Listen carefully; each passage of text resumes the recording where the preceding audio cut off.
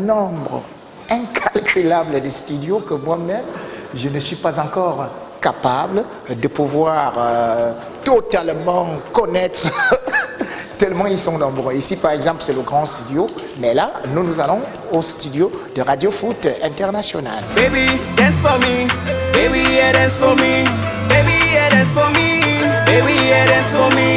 Baby, dance for me. Baby, yeah, dance for me when I see your body moving. Baby, tu m'as fini par tes jeux de rang sur la piste. Baby, yeah, dance for me when I see your body moving. Baby, tu m'as fini par tes jeux de rang sur la piste. I told you, girl, that I love you, baby. You're everything. Malheureusement, tu ne pourras pas y accéder parce que c'est ici. Tu vas rester. Voilà. Je crois que si nous sommes déjà donc au hall du 4e étage et à l'instant je vais accéder dans les studios de Radio Foot International. Donc, et après cela, je vous reviens.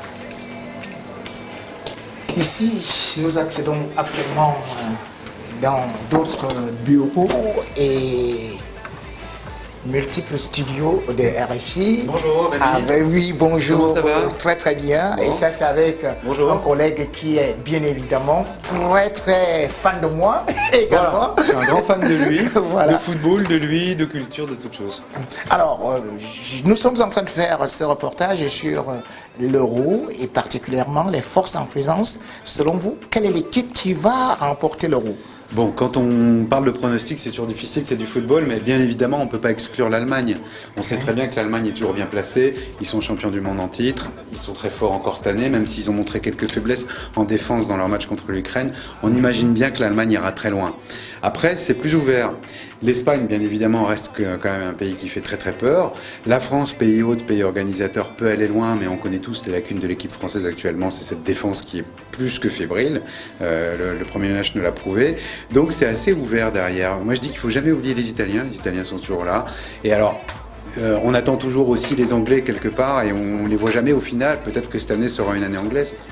Et l'Italie, vous avez cité l'Italie, vous avez cité l'Italie, mais vous n'avez pas cité la Croatie. La Croatie a fait un match excellent.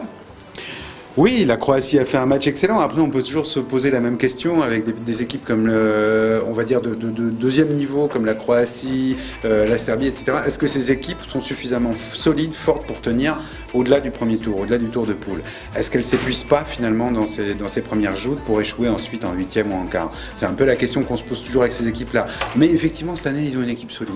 Est-ce que vous ne voyez pas la Belgique? Parce que la Belgique est quand même numéro 2 au classement européen. Non. Au classement mondial, FIFA. au Voilà. classement mondial. Est-ce que la Belgique n'est pas encore un petit peu trop jeune? Est-ce que cette génération n'arrive pas encore un petit peu trop tôt? L'Allemagne n'était-elle pas très jeune? C'est vrai aussi.